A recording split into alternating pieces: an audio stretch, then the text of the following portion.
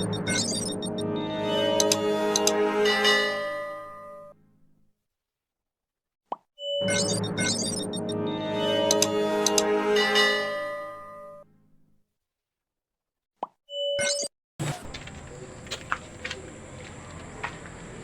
araw sa inyo guys, welcome kayo sa aking YouTube channel.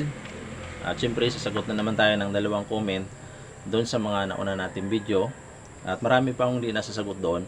So mas maigi comment na lang kayo ulit kasi hindi ko na napansin yung iba. Mas maigi na mag-comment na lang kayo sa pinakabago kong video na upload. At mas maganda sana kung detalyado yung comment nyo para mas mabilis nating estimate, di tayo mahirapan. Kung may hawak kayo na floor plan dyan, mapapansin nyo na dyan yung pinto, mga bintana at mga poste. So mas maigi detalyado yung pag-comment nyo para mabilis nating estimate. Okay guys, so ito yung dalawang comment na sasagutin natin. Sabi niya summary. So ito yung dalawang comment na sasagutin natin. Sabi niya, summary po ng steel deck slab 22 feet by 11 feet. Sana po mapansin, salamat po. Yung ikalawang comment, boss, magkano po ba ang magastos sa beam or biga? So ito yung dalawang comment yung sasagutin natin. So unahin natin tong isa, summary cost for 22 feet by 11 feet na slab.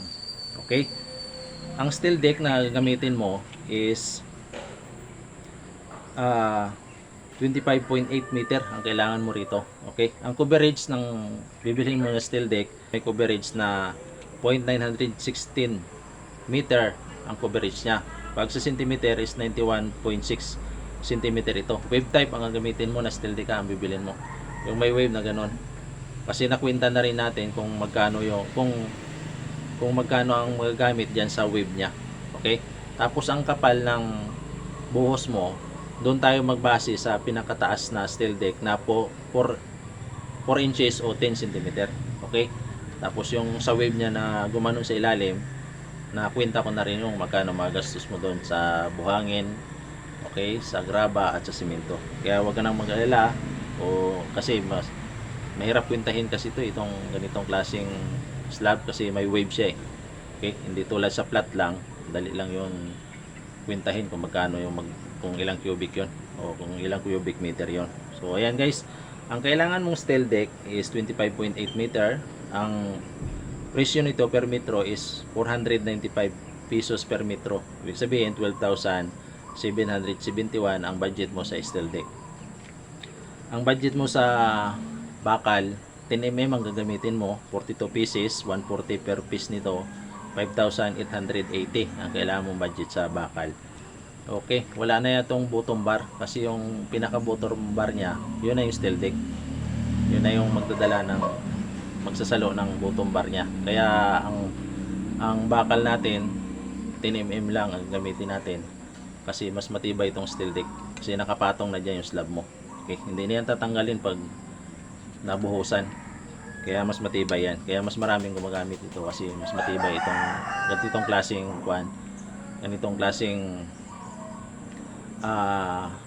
pagbubuhos gamit ang steel deck. Okay, so dito na tayo sa simento. Ang simento mo is 26 bag, 225 per bag nito is 5,850. Class A ang mix ratio na gamitin mo, 1:4. Isang simento, dalawang buhangin, 4 ng graba. Ang kailangan mong buhangin naman is 1.5 cubic. So 1,000 per cubic nito, ibig sabihin 1,500 ang kailangan mong budget sa buhangin. Sa graba naman 3 cubic ang kailangan mo. Mas mahal lang unti yung graba, kaya 1,200 ang per cubic nito, 3,600 ang kailangan mong budget sa graba. Okay guys, ang formworks mo, mga braces, mga 2x4 na gagamitin mo, alambre, mga pako at iba pa is 15,000 ang ilalaan mo dyan. So ibig sabihin ang total cost mo sa 22 feet by 11 feet na ipapaslab mo is 44,601 pesos. So yan ang kailangan mong budget dyan. Okay, so ang materialis natin nakadepende sa lugar yan. May mga lugar nga mas mataas yung presyo, mayroon namang mababa. Kaya paki-adjust nyo na lang kasi dito naman nakasulat detalyado kung ilang piraso ang bibili nyo. So presyohan nyo na lang na panibago kaso na iba yung presyo dyan. Okay, ang labor cost nito sa akin ito mga 16 to 18,000 pwede na sa akin yung 16 to 18,000 na labor cost nito. Mga 6 days to 9 days ang i-google ng mga namamakyaw mo rito. Okay? Depende sa tao. 6 days to 9 days. Yan ang working days na i-google nila para trabahuin itong 11 feet by 22 feet. Okay? So nasagot na natin yung unang tanong. So proceed tayo dito sa ikalawang tanong na nag-comment doon sa comment section natin. Sabi niya magkano ang mga gasto niya sa biga or beam. So ito yung summary cost for beam. So magbibigay tayo ng example kasi hindi ganong detalyado yon yung comment niya. Ipagpalagay natin na 4 meter by 8 meter ang bibigaan natin. So 8 meter ang haba, 4 meter ang lapad. So sa gitna ng 8 meter maglalagay tayo ng poste, maglalagay din tayo ng biga pabalagbag. Yan, ang kaso na maglalagay ka ng biga pabalagbag. So ayan, 4 meter by 8 meter ang bibigaan natin. So ang size niyan is length times width times thickness. So ang bibigaan mo paikot, tapos may isa pa balagbag, ang haba niyan is 28 meter. Kasi 8 meter plus 8 meter plus 4 meter plus 4 meter plus 4 meter pa sa gitna. So 28 meter ang haba ng biga mo. Ibig sabihin, 28 meter times 0.20 meter times 0.30 meter. Okay? So para mas malinaw, ang size ng poste mo is 20 cm by 30 cm by 28 meter. Okay? Ang haba na yan na perimeter 28 meter. So ang magiging volume niyan is 1.68 cubic meter. So okay? Yun yung ang volume ng bibigaan mo. So ang rebar na kailangan mo is 12 mm na main bar. So ang bakal na kailangan mo is 12 mm. So 6, tatlo rito. Okay? 6 na main bar. So 12 mm, 30 pieces ang kailangan mo dyan. So 220 pesos per piece nito is 6,600. Ang stirrup mo is 9 mm, 24 pieces naman ang kailangan mo ng stirrup. Yung anilyo niya, yung ring is 90 pesos. So 2,160 ang kailangan mong budget sa 9 mm. Okay, sa simento mo is 16 bag, 225 per bag nito is 3,600 ang kailangan mong budget sa simento. By the way, ang mix ratio mo is class A ha, 1:4. Isang simento, 2 buhangin, 4 na graba.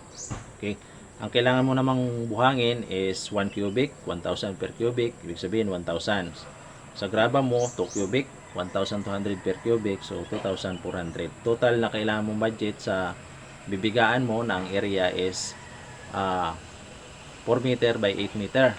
Okay, ito ay example lang para mayroon kang pananaw, ma-imagine mo kung magkano magasto mo sa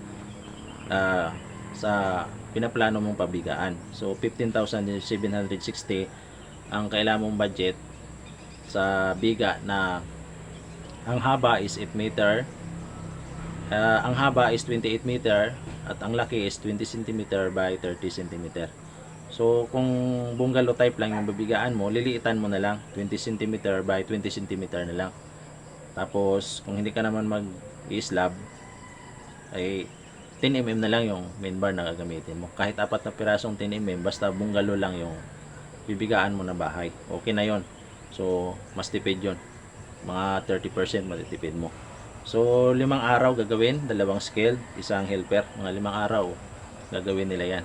Mahaba na nga 5 araw dyan sa ganitong kalaking area ng biga na gagawin nila. So ayan guys, nasagot natin yung 2 comment doon sa comment section natin. Huwag nyo kalimutan mag-like. Kung mayroon kayong katanungan, comment lang kayo. At mas maigi, subscribe yung channel natin para updated kayo kung may mga bago akong video na i-release. So makita agad ninyo. So ayan.